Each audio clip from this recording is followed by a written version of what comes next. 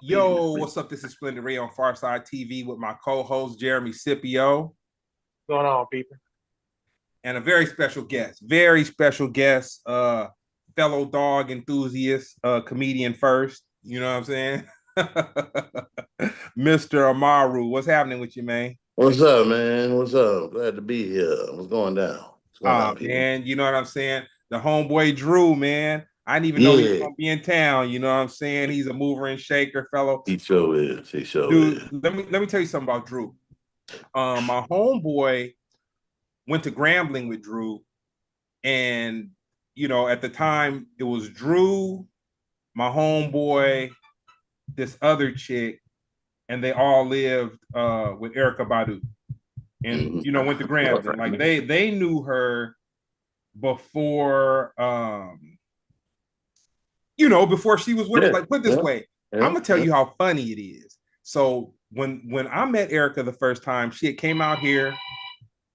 She was on Universal, and she was telling me how she was on Universal because she wanted to get into the movie industry. You know what I'm saying? Wasn't even tripping. Right. I heard her album. It won't be the first, it won't be the last time that I would get fired as an A&R person. I didn't think her album was whack, but when I heard the album where everybody, all the neo soul, black women and other women, everybody fell in love and all that kind of stuff. When I heard the album, I just thought it was cool.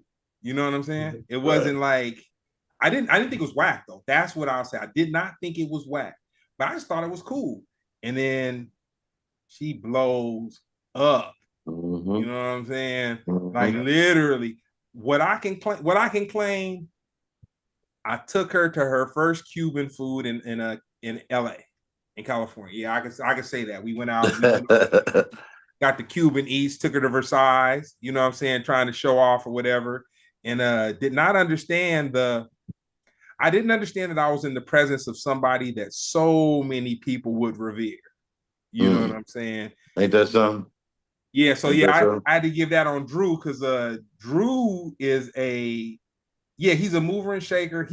He's a cat where if I don't talk to him for a week, it's kind of difficult for me because I feel like we both hustlers, we're people, we good-hearted people, man. You know what I'm saying? We're good, and it's just not too many good-hearted people. Right, you know people that care. And I understand why people don't care though. You know what I'm saying? But Drew, like myself, will always kind of look out. So anyway, he connected the dots, brought us together. I'm glad you're here. Basically, this is a podcast where hip hop meets comedy. Jeremy is like the cheat code to comedy for people that kind of don't know.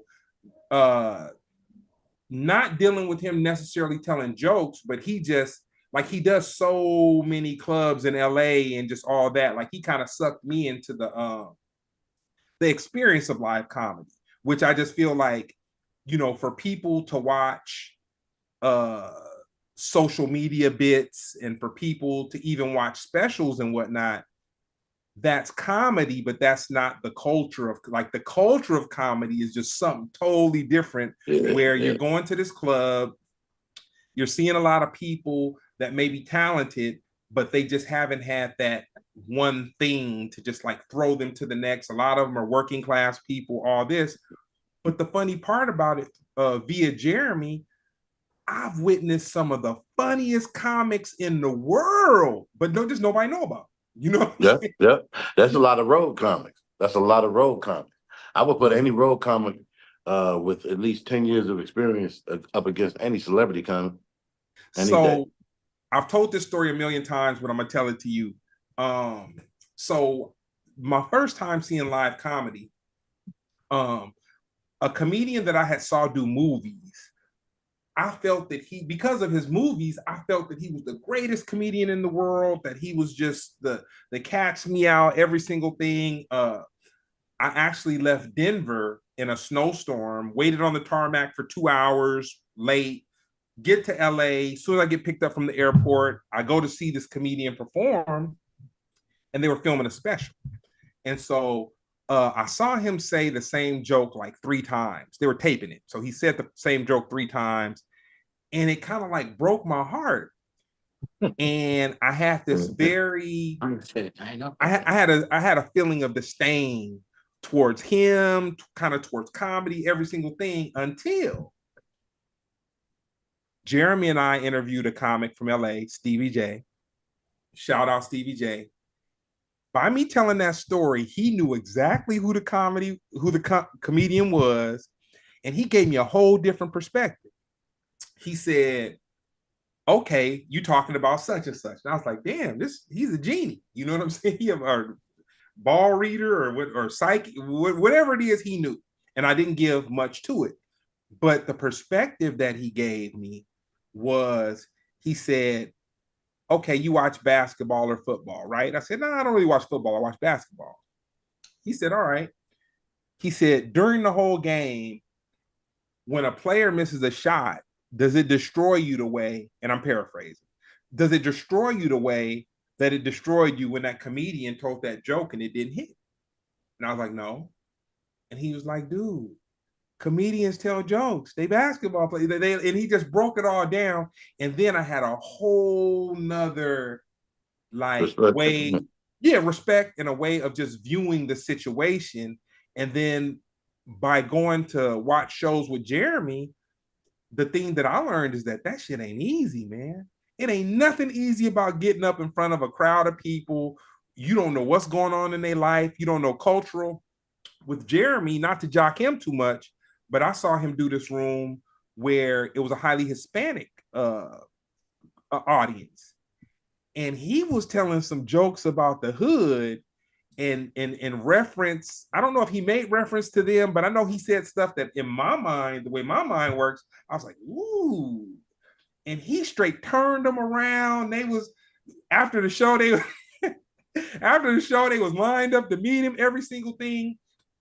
And I just say, that's the part of comedy that I just wish people could experience. And I feel very privileged to know a person like Jeremy that can pull me into the culture, pull me into that world where I can see that being a comedian is more than telling a joke. Oh, absolutely. It's more than a gimmick. It's more than walking up on stage, pulling your pants out, down, sticking your booty out. Ha ha, look at me. It's literally no, but for real, Yeah, that's what fools be doing.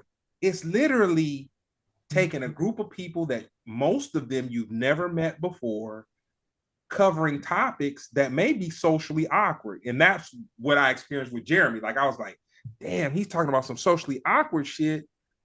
But to see him turn the audience to where they revered him to the point of where they were, and I don't think he was the headliner. I think he was like the host. Oh no, no. No, I wasn't. I was just one of the comments on the lineup. That was his name. Paul Rodriguez was the headline. Man, dude, he turned the. They was waiting for him after the show.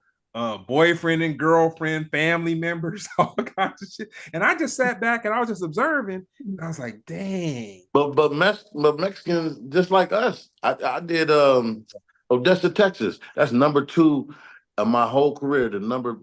I say the top 3. It's in the top 3. Odessa, Texas, and that was nothing. That was 95% Hispanic, and that was the man. Look here, I made so much money that week.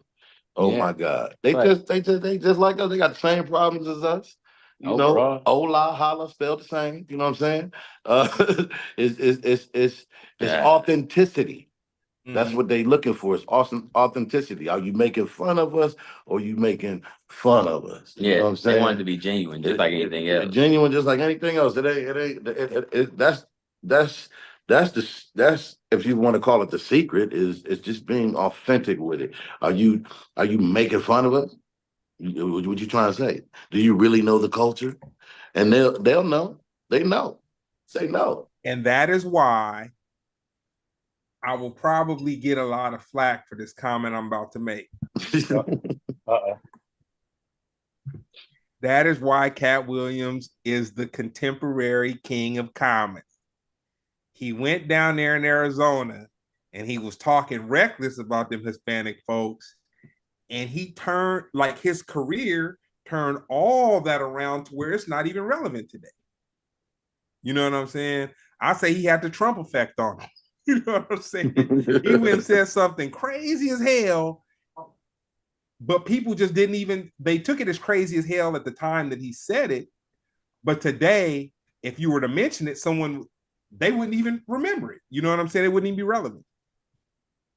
Yeah. I mean, I can see and agree with that. But I think Cat would give it up to Dave.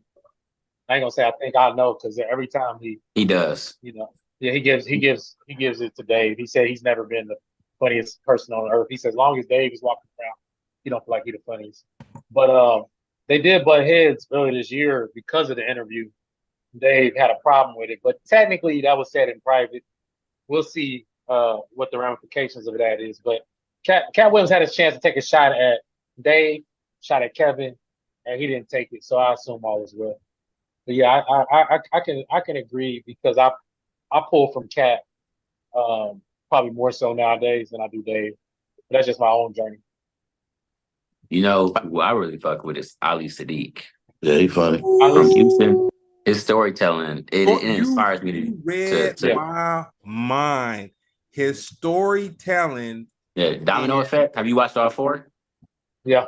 Nah, I've only seen like 2 of them, but I know this. He's an orator.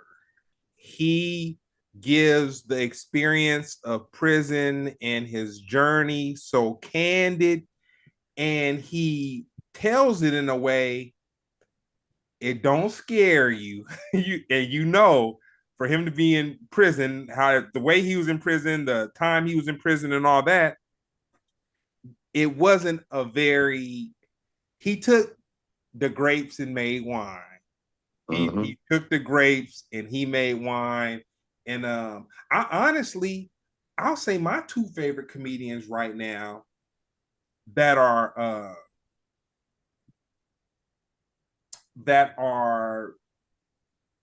known by the masses, I'd have to say first, Lavelle Crawford, and I'd have to say second, I'll say Lavelle Crawford where he is today, because I did go back and watch some old comedy specials, and I was able to see his journey. You know what I'm saying? I was able to see his journey, but I'll say my favorite contemporary comedian that people know today, I would put Lavelle there, and then second, I would put Ali Sadiq. For sure. Yeah, no, that's fair. We're gonna have Ali. We're gonna have Ali on the show. That's what's up. I don't necessarily watch stand up because I don't want the influence. A lot of comedians don't. It's a double-edged sword, because I want to catch, I want to see, and I've seen some interviews of Sadiq, and I've seen maybe one comedy thing that he was on. It was like 20 minutes or something like that. But for the most part, I don't watch Comedy Central. I don't watch people's special. I did watch Chris Rock's special for the obvious reason, and who else did I? And some old school stuff, like Sinbad or D.L. Hughley's first one home, the going home or something like that. But other than that, I try to stay away from it, man, because I'm a writer. I'm a screenwriter for television. When I met Drew, I was in Studio City trying to get my fame on via screenwriting and writing for television. So yeah. So, for me, I watch him sometimes. It's kind of like watching film, like almost. Like if you think about football or basketball, it's like I'm watching the greats do them. It's like I'm not trying to replicate it, but it's like they show me a way of greatness. I guess. It's like I am like Eddie Murphy. But a way of to their greatness. Yeah. So your own. Yeah. So it's like for me, it's like Eddie Murphy is great, Dave Chappelle is great, but they great in so different ways. It gives you a lot of spectrum to work with. So it's just something, it's like I just appreciate the art form too. It's kind of cool to watch motherfuckers go crazy. But like you said, to your point earlier, was leading to or alluding to it, it's a skill. This ain't a game. This is something that takes some skill to do, and it's being the market is being diluted with a bunch of people that just think they can do it because they were funny on a YouTube clip or some shit like that. And It's just not the case, man. And then sometimes some of these cats get famous because they'll get lucky and get 2-3 million views. The next thing you know, we opening up for them. I've been doing it for 25 years. You've been doing it for 25 days, and I got to open up. That's what kills me. Real quick. I hate to do this, but I got to do this. What's that? What's your homeboy's name? Oh, what's up, though? I'm Ja'Cory Hawkins. Okay. Yeah. Because I felt you told me your boy was going to be with you, and we having this conversation. I'm like, man, I don't want to get all the way through this podcast. We ain't even. Hey, what's this nigga name? Yeah, we don't we don't even know. I'm gonna go off script real quick, and then I'm gonna hop into the double dutch. But before we went live, I was on the phone with my homeboy Razcast, and I had to give him his props because he did a post today on his IG, and basically he broke down who some stuff about Kamala Harris. And so when he said that, the Trump hive came after him, like black people, hip hoppers, just all this kind of stuff, whatever. And so he came and basically just said, like, okay, I'm not saying that I love Kamala, but Trump has got you so brainwashed that you don't understand that you're down with white supremacy, like straight up white supremacy.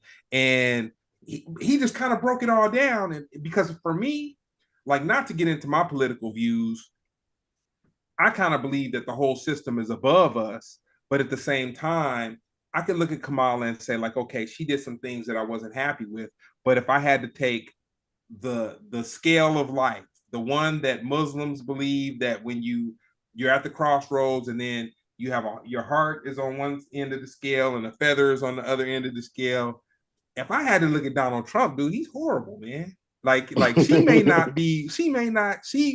people may be able to say what they want to say about her, but he's dangerous. You know what I'm saying? And people can feel how they want to feel about that or whatever. Not saying that she's not dangerous, but I'm saying this. It's a different kind of danger. Would you rather get bit by a python with several rows of teeth that could scab up and you could walk away from it, or would you rather get struck by a black mamba and start bleeding? Oh, go ahead, Jeremy. I'll be honest, when it comes to the political conversation, I think people got to talk about, like, directly about policy. I mean, because this is I would say, the third clown election in a row. So to sit here and just make fun of the candidates, like, on appearance or even like speech patterns and all that, it's like we really got to focus on policy, because at this point, true. Like it's easy. There's a lot of just cosmetic and you know. Yeah, like it's so black and white to where, like, if you don't want a woman president, then you got to vote for Trump. There's nothing else to say. So you literally have to talk about policies tit for tat, step by step, and really, if you are voting for Trump, you have to justify not making over $150,000 a year in voting against your own interests. And that's like the most basic one. That's where you start. Everything else is cooking. Left or right.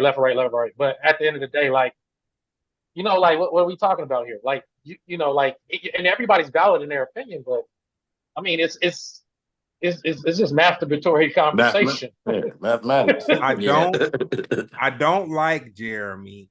I love Jeremy because his point of view can make me cringe at moments with his comedy. It can make me cringe. But if I get beyond the emotion of it, it make a little sense. But here's the thing: if someone's joke affects you in some kind of way, then it's up to you to analyze why that is. No, I definitely. Yeah. I can say I look at Jeremy, my younger brother. The way he thinks is just very intriguing to me. I like his point of view, his perspective. I get his perspective because he'll think of something similar to my business partner Brown. He's Brown is Brown, but he'll say things that are so opposite of the way that I would think. And then I come back and I think about it. And I'm like, dang, you're not supposed to be around everybody that thinks the way you think. You know what I'm saying? You're supposed to be around people that can raise the point for you to at least, take a peek at it and say, like, you know what? I can feel some of mine, I can feel some of his, but at the end of the day, I can have a better perspective. Yeah. Yeah, I mean, I wasn't necessarily disagreeing with your point. I'll just say, like, last I would say somewhat legitimate election we had was Obama versus Kerry. Even how they dressed each other and not Kerry. I'm sorry. I can't think of his name right now. That's how it always goes. Is it Romney? No, the one that died. McCain. McCain. Was he the last? Yeah, McCain. I thought McCain was first. Anyway, goes. They even show comparisons on like how they entered the debates. I mean, you have your the candidates trash each other, but when it comes to debates, they shake hands, they talk about each other's families. It's very cordial, and that was the process we've had all the way up until Trump started running. And it's just the way that he does politics. Just because he does it that way, don't mean we have to do it that right. way. He might as well. He's gonna start breaking out with your mama jokes in a minute. It's gonna rally his voters though. It's really crazy.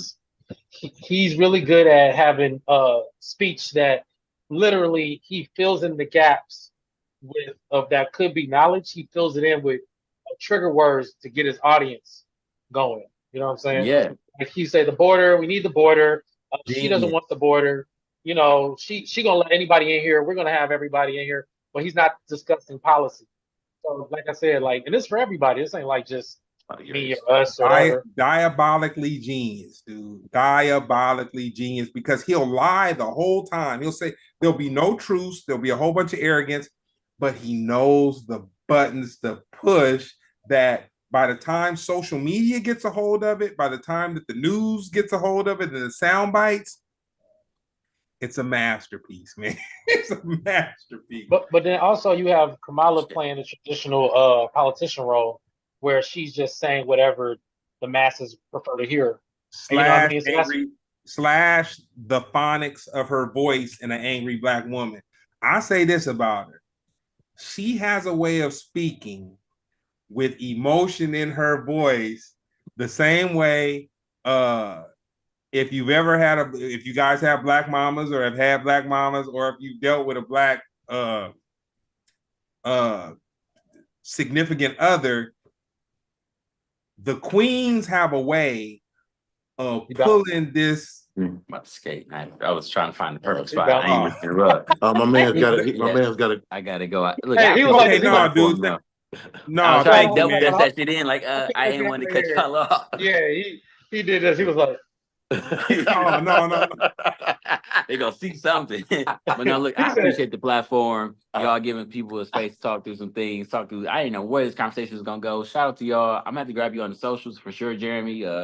Comedian Lane. Nice to meet y'all though. And look, shout out to my man Amaru. This is my guy. I just walked in, seen him today. He was like, I got a podcast. Always been looking out. So just wanted to show some love. Appreciate y'all though. No, all good. We're gonna have you on. For sure. I'm gonna show y'all. I'm gonna get the contact from Amaru. All right, for sure. And he leaving. Hell yeah. He leaving because he a Trump supporter. All right, let's get back. Wait a fucking minute now. Now you world here. That's wild. Donald Trump is my favorite song right now. Hey, YG. Hey, come on, you can sit over here. You don't want to sit over here? Oh, you don't want to be on the camera? Okay. My daughter right here, she knows. She knows. She too cool for school, man. Yeah. Cool. She is. There she go. You know what I'm saying? Watching her daddy win. You know what I'm saying? Beautiful thing. But the most basic version, I just wanted to say, we gotta talk policy. That's how you'll get through to the kids. That's how you'll get through to the older folk. Just talk about the policies and then present them as is. Yeah. If you go and if somebody makes a decision, you say, well, this politician is more aligned with the things you like, and say, like number one is healthcare. People don't know the policies because they're not talking about it. They're just calling each other names. You know what I'm saying? And it's ridiculous. It's just overkill. I was in Mississippi 2 weeks ago, and it was amazing to me because you know, as a 53-year-old adult, man, I love talk radio. You know what I'm saying? I love and I can even listen to the conservative talk radio because if you have good talk radio, you're gonna have intelligent people from both sides of the boxing ring, and you're gonna hear each of them make their points. And if it's done correctly, you can learn something, even if you disagree. You know what I'm saying? You can learn something. But I was down in Mississippi, and it was crazy because you had these women. So their whole thing is allowing women to speak on how great Trump is and how like you have to. So they have, you know, my father is a Southern Baptist. I'll say this about Southern Baptists as respectfully as I can. They're the most rooting and tooting, kicking up dust from Sunday evening until 12 midnight Sunday morning. And then they sober up, they shake off the dust, they do whatever, and they ready to praise the Lord hard for a good 4 or 5 hours, and then get back to rooting and tooting and polluting. That's a lot of religious organizations, ain't it? Well, the Southern Baptists, boy, they're a special breed, man. They're a special breed. But so I was listening. I know some Mormons. Hey, man, let me tell you. So I'm listening to these women, and they're saying we have to vote Trump in. Trump was sent to us by God because he wasn't assassinated. We got to get him in. There's a reason why he's still here with us, and he's going to keep the values the way that we want our Southern values to be. Trump is going to make it so that we can continue to have families. He's in there, and they're going down all this stuff. And I'm just kind of looking at it like, man, the dude is crazy, man. He is crazy. Incoherent. Like he's a whole dude. I'm gonna say this, and we're gonna get off religion. But dude, the dude praises Putin. He praises the other people, you know, other people around the world that have done things that the World Committee feels is not right, or just whatever. And then it's kind of like, so you have a mastiff. He's an incredible dog. Saw the picture, every single thing. Let me tell you something. I've had breeding pairs of dogs from 1997 until present. Got a breeding, and if it hasn't only been my breeding pair, my father, I keep a pair at his house that can breed. Up until recently, I got his female fixed. But this is what I'll say. If a dog show me teeth, that's a wrap. You know what I'm saying? That's a wrap. That's a wrap. Now, what's your method behind that? Trump has shown us teeth, man. Oh, I got you. And what I mean by teeth is when you have a dog that you're affectionate with, that's your animal. He's your dog. You feed him. You're around him. You know, you feed the pact is you treat him decent. He protects the yard. He gives you joy. He's glad to see you come home. When that dog show you teeth and is ready to inflict harm on you, that's a wrap. Yeah. There is no fixing it. So I like to show an example of the best way to attack this if you're going into voting, right? All right, I'm gonna ask you guys a question, right? Both of you answer individually. What are your thoughts on electric powered vehicles? I don't know if you know, while Biden was in office, he issued a mandate on there will be no electric powered vehicles created after 2030, 2035, something like that. So at that point, going forward, there will only be electric powered vehicles made. Do you prefer electric powered vehicles or do you prefer gas powered vehicles? Hybrids. Bing. Me too, man. Me because too. I say that because recently, well, our BMW is in the shop, and so they, I think they did it by mistake, but they gave us a $100,000 loaner, and so we drive it. It was an EV, and the thing about it was dope, but the thing about it, the charging, and then the time it takes to charge. I know they're working on a battery right now that's supposed to take 6 minutes to charge. It's like going to a regular gas station, but it ain't here yet. And then and they're not as out there as different gas stations that you can go to. You got to use an app for this and this, that, and third, and they don't all charge the same, give you the same power, and it's ridiculous. But when they fix that issue in the battery charging time, and then the location, then it'll be something to fuck with. But right now, while I was driving it out of town, I was like, I wish this was a hybrid, because it was a hybrid. Yeah, that electric shit is cool, but at the end of the day, if we can't find some shit, I'm gonna need to switch over to this gas real quick until we do. I'll tell you the small flaw when it comes to hybrid vehicles is they're extremely expensive to repair. Like the most expensive to repair because they have multiple functions going on in the vehicle. But back to the policy conversation, just keeping it a buck with you guys. So Paris wants to take the electric powered vehicle up a notch. So she wants by 2032 for it to be solely electric powered vehicles. And Trump, though he's never stated his actual intention when it comes to gas powered vehicles, but he wants to repeal all of Biden or everything Biden put in place. He wants to repeal it. And probably I would say, this is my speculation, is because the gas, the oil you can still sell gas. The oil industry is owned by old money, old money. These old guys want to stay in power as long as possible, and they're dying out. They hate Elon Musk. Elon Musk is bringing a revolution when it comes to electric powered vehicles. So the short form is, if you are more about powered vehicles, that includes hybrids, technically you like Trump instead. You know what I'm saying? Real quick, Jeremy. Elon Musk is dumping $43 million a month into Trump.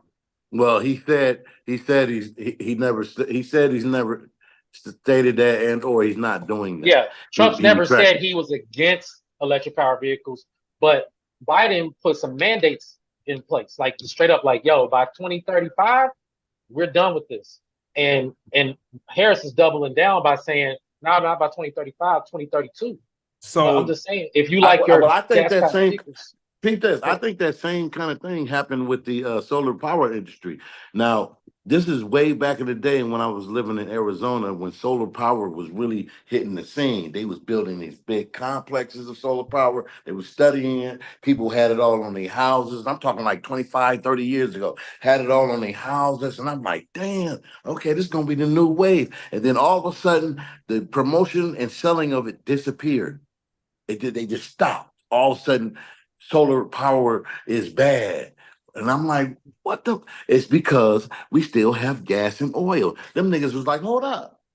We can still sell this to people. What is y'all doing? like Oprah and beef.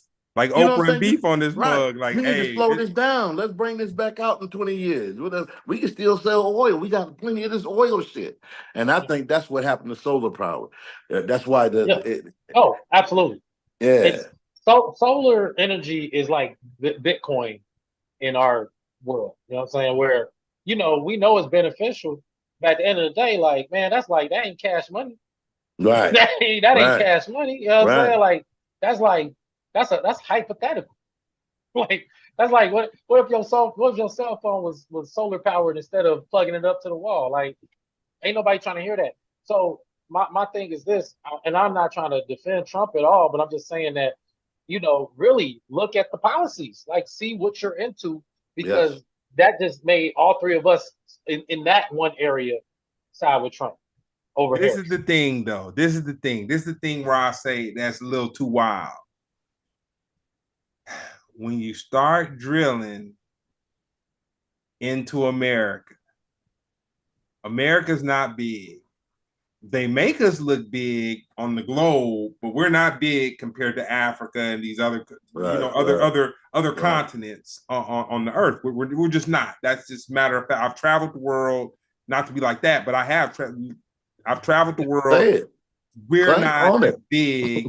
We're not like the biggest fish in the pond as far as the size, geographic. But we think we are. Exactly. But peep this. when you start drilling all over the place, you're polluting stuff. You got these earthquakes, these random earthquakes that's gonna come up places where the earthquakes ain't never like it's a balance with the environment, and there has to be a balance where Trump is just like it's no balance because it's the fat cat, it's the big cats. They already got it. They got all the oil. They got it, Africa and all that. These places are owned. Africa don't own nothing. This is Shell gas station, BP, all that is owned by Cheney, Halliburton, and all the fat cats, old ass niggas that don't let it go. They're gonna make sure their kids got it. And the only thing that would kill them is if some big tycoon like Elon Musk, like 20 Elon Musk say, yo, we want electricity, they gonna kill these guys. And that's just facts. So like it ain't about like how much oil or who got it. It's done. All the oil reserves are already owned by the biggest of white fat cats ever. Period. Right. I'm gonna give you a nugget my life coach gave. I was having a conversation with him during the gas crisis, maybe about 2 years ago. Mm-hmm. He gave me a perspective that blew my mind, literally blew my head off my body. I said, the price of gas is going up. It's like going up, He said, Greg, it's not expensive enough because people are still buying. Yeah, that's facts. Yeah. I know when they raised the prices during the pandemic. I was like, raising the prices during the pandemic is a bad thing because they're not going to lower them because they're paying it. He said, Greg, they're not charging enough for it.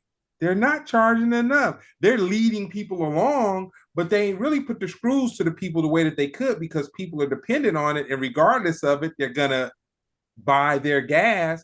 And I was like, damn, I never thought about it like that. Facts. The litmus test was the pandemic. Jacked all the prices up. Then the pandemic's over. Prices still up. We still paying for shit. Dude. I think that's to keep it little people. A lot of people are a little wise these days. People started businesses and took advantage of SBA loans and all that. So now they're trying to make it back an employee market. Nobody wants to work. You know what I'm saying? So if they can make us dependent upon the biggest people, you're gonna see some common things in the stuff I say. If you make us dependent upon the biggest companies, dependent upon Amazon and all the bigger companies, then we are slaves to them. But the more we kind of get our own feet and all that stuff, then it makes us like you won't have to drive if you got your own company. You know what I'm saying? If you work remote, that's why it's driving the prices up, is to make us dependent upon it. But regardless, all this talk that we're saying, believe it or not, guys, it would make us in this one category. It makes us side with Trump. I'm just keeping it 100 with you. Now, I knew where you were going with that. I'm just keeping it like if you were to say like, man, look, I'm sick of gas. Gas is hurting. Like you said, the pollution, we're destroying the planet. We are 100 years past using gasoline to power anything. We can power things with water. We can power things with air. Yeah. We can power things with so many other things. We can damn near turn the nigga invisible. I mean, come on. So the fact that we still using it is literally greed. It is all greed. Greed. The fact that you still want to drive your nice vehicle, the fact that you still, you know what I'm saying, you want a nice vehicle. You know what I'm saying? You want to drive in style. You don't want nothing to hum. You want something to go. Rrr. I'm just saying in this one category. We could switch to another category, but I'm just saying that we need to be policy focused, man. That's all I'm saying. Don't let the clown show go. Don't even pay attention to it. That's what it's made for. Like, Trump knows the IQ of the common person is so low that he can sell you Jerry Springer and you're gonna keep coming back for more. If we just literally read a little bit, I just Google, bro. I just Google Bears versus Trump itemized policies, and I got a list of like 20. That's it. That's all. Just vote in your own interest. And I just say, if you're making less than $150,000 a year, you're probably a Democrat. Just put it on. That's matter of factly. Keeping it a whole. It's not an actual word, but I've invented a word called matter of factly, and that is matter of factly. Yeah, that means you fell for the smoke and the fire, and you hate your life. The banana, you fell for the banana in the tailpipe, man. Yeah, that just Now, if you are one of these few wealthy rich people walking around and you just have a heart, you know what I'm saying? That's different. But if you really rank it in like that, man, yeah, ignore everything, vote Democrat, go to sleep like you a good person. That's it. Dude, I saw an episode of the PJs, and it was written so slick. It had the girl who played Rolona, and she sung the theme of Good Times. It had Oh, you her. talking about? I know you're talking about. I can't think Yeah, of her name right now. it had her as the old lady on the PJs. Yeah, yeah. And she said the most poignant. Janet Dubois.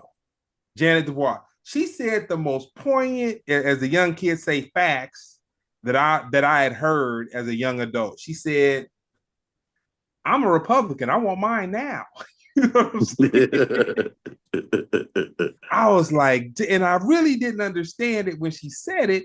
And then I kind of did mine. I was like, dang, Republicans ain't worried about the future, man. They'll say that they're worried about the future, but they worried about the now. So, well, if you know you turning the world up, and it's an inch away from being blown. You want some money and live la vida loca while you still can, and all that kumbaya shit is out the door because we ain't got long in this bitch, and that's just what it is.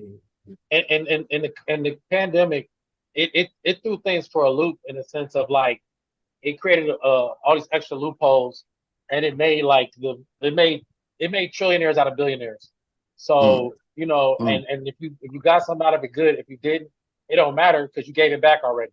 You know what I'm saying? Like it's really like you got to think about your own personal situation.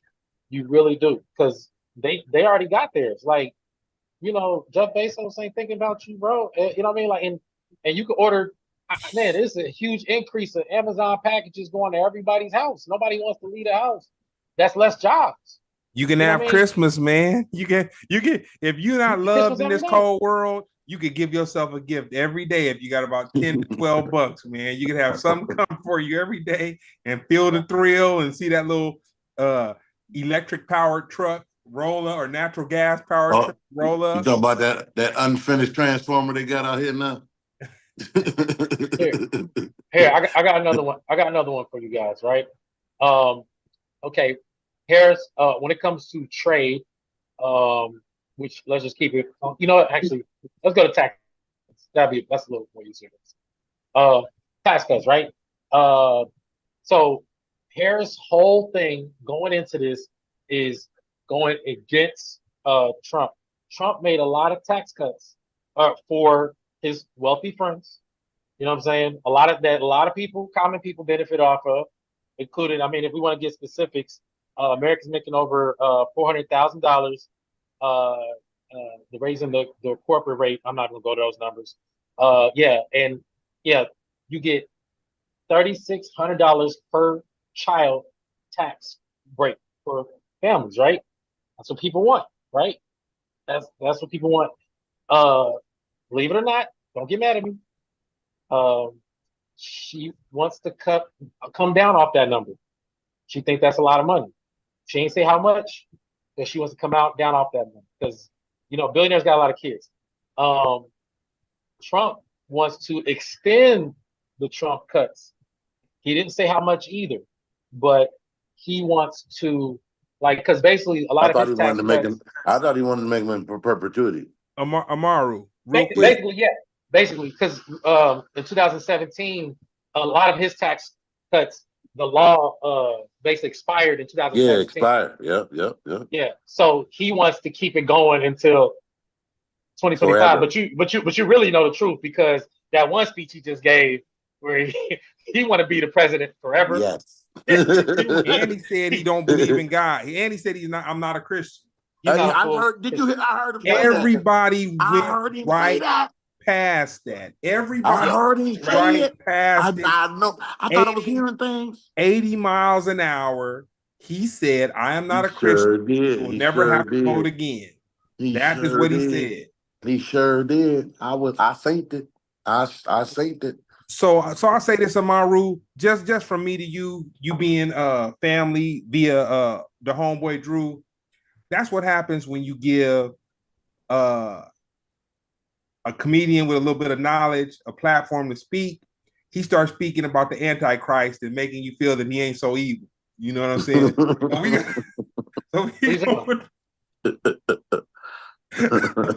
You talking about Trump? Yeah. No, I'm not. I'm talking about policy, man. I'm not. I know. Jeremy speaking facts, but we had enough of the facts, Jeremy. You know, I feel Jeremy, man, and he's right.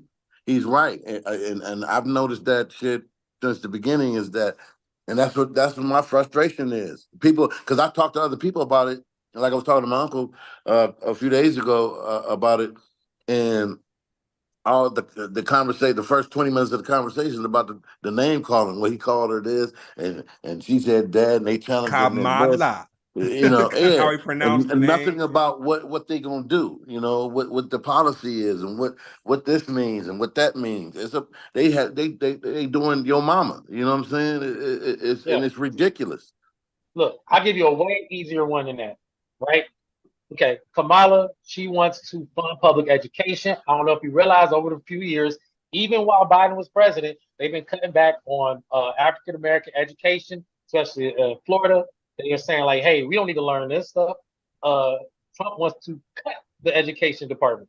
Yep. He wants the to get rid of FDA, it. Education Department, the FBI, what I think the Food and Drug Administration too. Yep. I said that already. And something else, the Secret Service, FBI, IRS. He wants to get rid of the IRS. And it was one more other thing I can't remember. Aaron is the Antichrist. You know, regulations. Who do the environmental regulations? And yeah, because he don't believe in the ozone layer and all that stuff. So once again, man, just policy, man. I'm just not for the smoke and mirrors, man. Like I mean, I'll make fun of him. I mean, and I ain't gonna lie, even though I do feel like it was assassination attempt. That ear recovered like crazy, bro. Man, look here. That don't make no sense. I ain't and gonna lie. And the ward go too. Yeah, the special effects department is dope. Yeah, that ear. And he even said, like, he said, I'm a fast healer. It's like, you 82, bro. You're 82. You are not Wolverine. You are 80. You know what I'm saying? That ear should have came off and all kind of other parts with it. Yeah. So you've been so cool, Amaru. We gonna have to have you come back for a whole nother podcast because we ain't talked about none of the questions. I'm here all week. Yeah, Jeremy set it off, but I'm gonna jump into the double dutch. We can, yeah. Huh? No, I said we can, absolutely, yeah. Yeah, no, we gonna have to come back tomorrow. It's cool. We gonna man. I got a show tomorrow at I'm performing at it's on Fairfax. What is it called? The Dime. The Dime Bar. Yeah. All right. If I get a little work done, the boss might let me step out on a weeknight, man. I gotta see how the boss is how he gonna treat me, man. I'll see what's going on. But real quick, in your senior year of high school, what did you think your path was gonna be? I was gonna be in show business. I wanted to be an actor. Okay. Yep. I knew that. I knew I wanted to be an actor when my senior year. I joined the drama club and all that. I played a crash dummy. I was Larry. And you had to audition for that, and it was cool. I liked it, and being in front of people. I never thought about stand-up. Stand-up didn't happen until I moved to Hollywood, and I started writing for a comic. And then she took me to a festival, and out of envy, pure envy, I was like, I could do that, and hopped on the stage that Friday and been doing it ever since. And matter of fact, I started stand-up when I met Drew. Wow. Yeah, because I was living in South Central with him. 54th Normandy or some shit where we was at. Hey man, it was 54th in another street, but it was very real. You understand me? You know what I'm saying? I've dropped Drew off many a time after a late night time. Yeah, very real. Yeah. And so I knew. I said one day I'm going to be somebody because my father is in prison for the rest of his life for murder, and I didn't want to be like him. He was a deadbeat, and the thing that stuck in my head was someday I'm going to be somebody. Now, if somebody would told me it was going to take 50 years to do it, but that's just what it was. It's in me. It's in me. I just watched Judge Judy. This is on TikTok or whatever.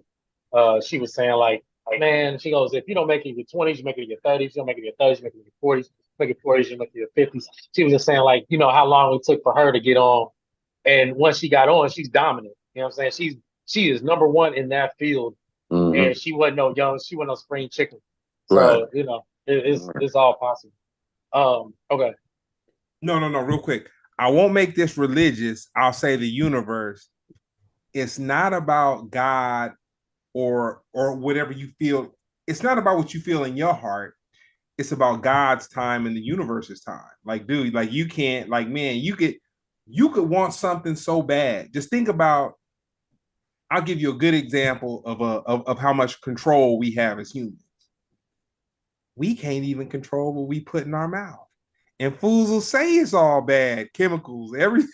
They'll tell us everything that an ear would need to hear. But guess what? If you craving fat, sugar, or salt, you're gonna grab that snack. You know what I'm saying? Unless you have supreme discipline, you're gonna grab. So we don't even have control over ourselves. You know what I'm saying?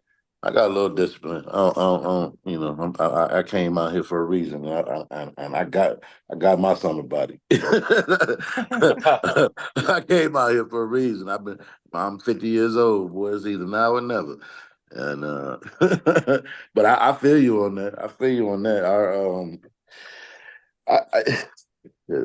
Life and what do you guys think at the end of the day when this election happens? What do you think, even if, what do you think the outcome is going to be no matter who's voted in? The same. Everybody gonna get over it. For me, it's gonna be, dude, what it is, it's the biggest playoff series that we get every 4 years. And fools is gonna be on edge, biting their toenails and hanging on for the ride. And we're gonna get some oohs and ahs, and then it's gonna happen. Reality's gonna set in. People still gonna be a little flustered. I think it's a little more flustered with this election than it's been for quite some time. But whatever it is, it's gonna rise with the anxiety, whether it's Trump, whether it's Kamala, whatever, the anxiety is gonna rise, and then it's gonna subside some. And with the subsiding of it, they're gonna sneak more laws on us. We're gonna get more laws. Like when it comes down, we're gonna be so concerned. We're gonna be so concerned about the pedicure, we ain't gonna see the belly. Like we're gonna be like, they have us so trained to worry about what we don't have instead of focusing on what we do have. To look at something that's just totally, we're looking at one thing while something way bigger than that is going on. Wag the dog. So Jeremy? I have a slightly different take. I believe everything has a timeline to it, and it's crazy because naturally I'm a rebel, but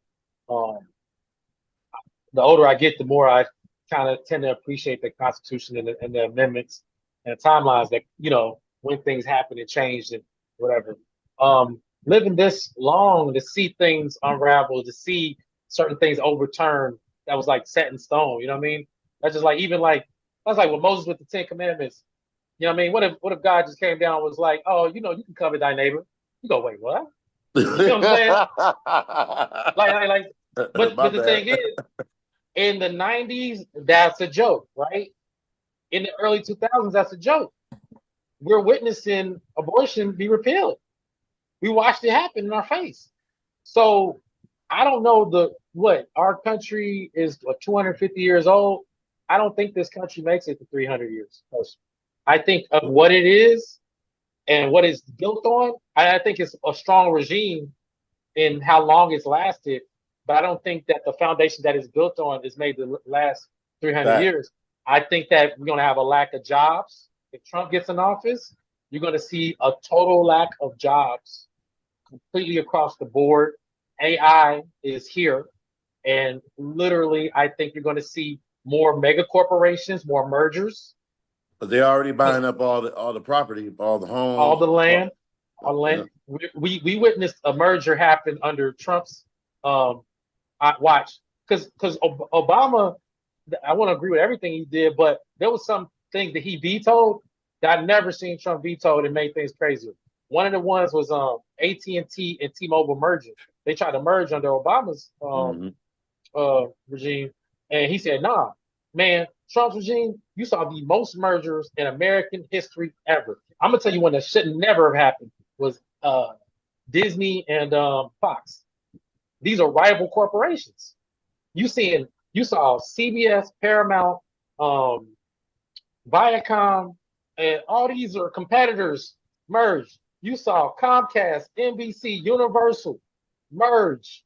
Like, this is crazy. What if like Coke and Pepsi merge? What if you think this is all like just hypothetical, but when you see the rate of homeless people go through the roof, you don't think these are connected? This is crazy. It's connected directly. Like our economy exists on a seesaw. Ain't no way you're getting more billionaires. Like when I was growing up, you had 2, 3 Black American billionaires. Now we up to like 20. The more billionaires, the more homeless people. People think this is a joke. So all right, Jeremy. Trump getting office. That smart comedy has gone a little too far. There's a little too much brains going on right here. I use brains going on right here. I use regular terms. I'm trying to get a good night's sleep. You know what I'm saying? A little too much brains. NBC. I'm just saying, like, you know, these are the fun ones. Right, I didn't name like the dang, I'm trying to think the energy source that people buying up like stock of. But I'm using the fun ones though. You know what I'm saying? We watched Sprint and T-Mobile merge. Yeah. This shouldn't happen. Think about that. Think about hundreds of thousands of jobs gone like that, replaced with this. So we gonna elevate. On that note, we gonna elevate to the final couple of questions. You know what I'm saying? Jeremy didn't ruin what could have been a pleasurable. We was 3 brothers exchanging pleasantries. You know what I'm saying? Having a conversation about a little bit of light. Well, I got this room. I rented this room for an hour from this expensive ass hotel, and it's 907. So I'm waiting for them to come in here and evict me. All right. Well, we gonna hit you with the last 2. All right. When you get your biopic, what'll be the title? At least he tried. I like that. And who would play you?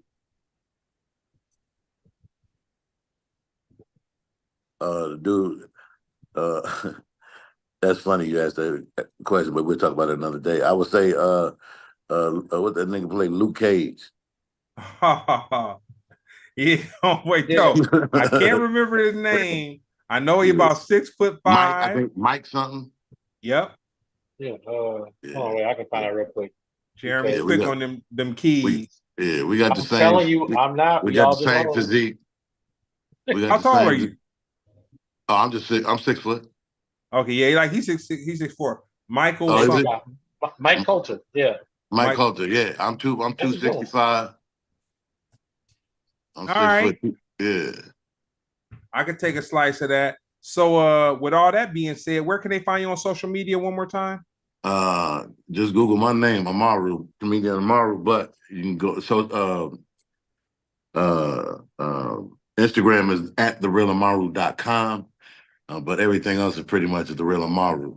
But my website is gdsmusic.net and or Hood Rawls with a Z, RAWLZ, because I'm a music producer, I'm a rapper, 50-year-old rapper, hoodrawls.com. It's all the same website. It'll give you everything that I do, whether it's stand-up music, films, music videos, et cetera, et cetera.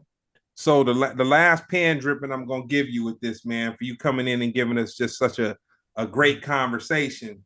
Mm-hmm. When you start studying your dog out, on top of the fee that you charge and on top of the pick of the litter, you're gonna ask for a bottle of whatever the best liquor you like to drink. You're gonna ask for that and maybe a cigar. You know what I'm saying? That's just part of the rider for your dog to go that beautiful mastiff that you sent me a picture of for him to go and do his thing. You know what I'm saying? Yeah, it gotta be a little bit of bread. Yeah. It gotta be a bottle of the fine liquor, a cigar, and pick of the litter, man. That's another little breeder. You know what I'm saying? I've gotten many a gift dropped at my feet. You know what I'm saying, for the excellent genes and genetics that I've. That's what's up. Hey, I get compliments on my dog. Get compliments. He probably leave when we leave here. When we leave California, he'll probably have an agent before I do. Dude, get complimented every day, all day. And people stop their cars, holding up traffic. That's a beautiful dog. Oh my God. Lady is 15 cars behind you. It's so beautiful. I mean, dude, and people, you can hear people in their car having conversations about this dog. They like, no, that's a well taken care of dog. I'm like, God damn, like this, it's real, man. The love for T'Challa. His name is Prince T'Challa. Okay. Yeah. So the love for T'Challa, that is it's amazing. And the dude saved my life, man. He was our COVID dog. And you know, at the time I was 35 pounds heavier and depressed and going through I lost my eldest child. Oh, sorry. In the late 20s, and so you know, I was going through it, man, and he having him saved my life. Well, the compliment I'll give you is, with all the exotic dogs out there right now, just looking at a straight up dope brindle mastiff, no hell of a crossbreed, no nothing to make him different than what he is, just a proper brindle mastiff. I gotta give you your props, man. Thank you, man. Thank you. So with you, Mr. Scipio, what you got on the calendar? The only show that matters is Sunday, August 18th. I'll be at the world famous Comedy Store. Literally get your tickets at thecomedystore.com. I need people to sit down and watch perform, playing keys. I would say the biggest comic we got is Ben Glee. We probably might have some special drop-ins, kind of sweeten the pot. But we'd love to connect with you, Amaru, as well. What you doing tomorrow? Tomorrow, I have to perform at El Segundo someplace at El Segundo. But I love the Dime. The Dime. I've had nothing but good times there. So yeah, man. I would like to hit it because I'm not performing. I'm performing tomorrow, but I'm not performing on Thursday, and I'm performing here on Friday. But I don't think I have anything on Saturday. I hope I do the best of the fest or whatever. But you know, I'm trying to get it in as many times as I can while I'm here. Well, no, I'll link. How long are you here for? I'm here until the 19th. Okay, yeah, we're connecting for that. Then. Yeah. All right. Yeah, I'll do a text where I just link everybody together and everybody can just get it. Everybody. But with that being said, this has been another episode of Splendid Radio on Pharcyde TV. We didn't even get into more than 3 questions, Mr. Amaru. We didn't even get into more than 3 questions of the actual script. Jeremy educated us on on policy. Policy, man. That's it. That's all. We just talking policy. All good. Well, with that being said, it's been another episode of Splendid Radio on Pharcyde TV. I'll get back with y'all. Peace.